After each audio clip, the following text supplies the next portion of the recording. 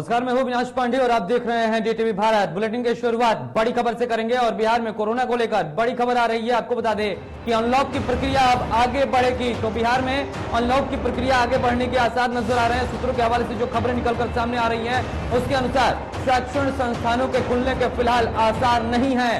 Corona को लेकर अधिकारियों के साथ आज सीएम नीतीश कुमार की बैठक होने जा रही है। तो बड़ी खबर आपको बता रहे हैं, जहां कोरोना को लेकर अधिकारियों के साथ समीक्षा बैठक होगी और 8 जून को खत्म हो रही है लॉकडाउन 4 की मियाद, मतलब समय सीमा जो है 8 जून को लॉकडाउन 4 की समाप्त हो रही है। और अब उम्मीद जताई जा रही है कि बिहार में अनलॉक की प्रक्रिया जो है वो आगे बढ़ेगी। मिल सकती है कुछ रियायतें, लेकिन शैक्षणिक संस्थानों के खुलने के आसार फिलहाल नहीं नजर आ रहे हैं। तो बड़ी खबर आपको बता रहे हैं, यहां पर कोरोना को लेकर अधिकारियों के साथ आज सीएम नीतीश कुमार की बैठक होने वाली है। कई मंत्री, स्वास्थ्य मंत्री, इसके अलावा उप मुख्यमंत्री भी शामिल होंगे।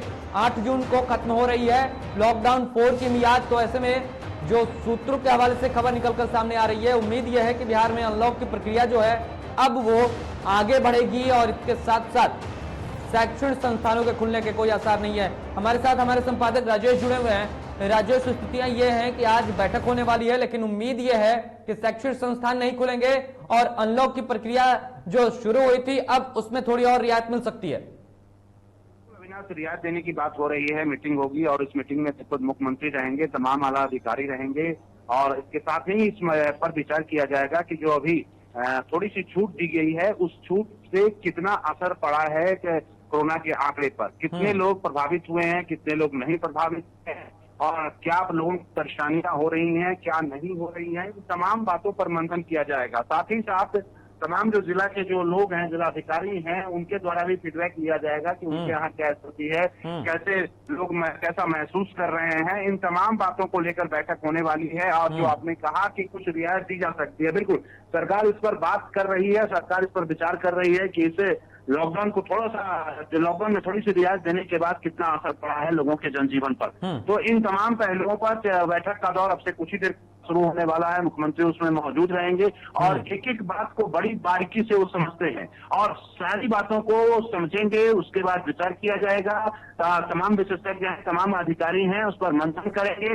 और सबसे देखिए, सरकार की पहली प्राथमिकता है कि कोरोना को लेकर कैसे हम कोरोना के जो रफ्तार है उस पर लगाम लगाएं, उसको कैसे ब्रेक करें। और इस सिलसिले में लगातार सरकार के द्वारा काम किया जा रहा है। सरकार ने जो लॉकडाउन लाया उसके पीछे का मकसद यही था कि कोरोना के रफ्तार को रोका जाना, और उसमें सरकार फिलहाल कामयाब होती नजर आ रही है। और आप देखेंगे कि कई ऐसे डिस्ट्रिक्ट हैं तो वहाँ 10 से भी कम अब कोरोना संक्रमित मरीज मिल रहे हैं। तो ये एक बहुत अच्छी बात है, बड़ी बेहतर आप रिजल्ट कह सकते हैं। लेकिन इन तमाम रिजल्ट को देखते हुए, तमाम आंकड़ों को देखते हुए सरकार आज जो समीक्षा बैठक करने जा रही है और तमाम लोगों से जो फीडबैक लेगी, तमाम जिला के जिलाधिकारियों से जो फीडबैक लेगी, उसके बाद कहा यह जा रहा है कि कल जो बैठक होगी उसमें तय किया जाएगा कि किस तरह की छूट दी जाए, किस तरह की रियायत दी जाए। लेकिन थोड़ी सी रियायत और मिलने वाली है अविनाश। मतलब पूरी अगर छूट की बात कही जाए तो लॉकडाउन की जो प्रक्रिया है उसको खत्म करके पूरी तरीके से छूट नहीं मिलने वाली है। हालांकि शैक्षणिक संस्थानों को लेकर भी बातें निकलकर सामने आ रही है। राजेश, जो सूत्रों के हवाले से खबर यह है कि शैक्षणिक संस्थान फिलहाल नहीं खुलने वाले हैं।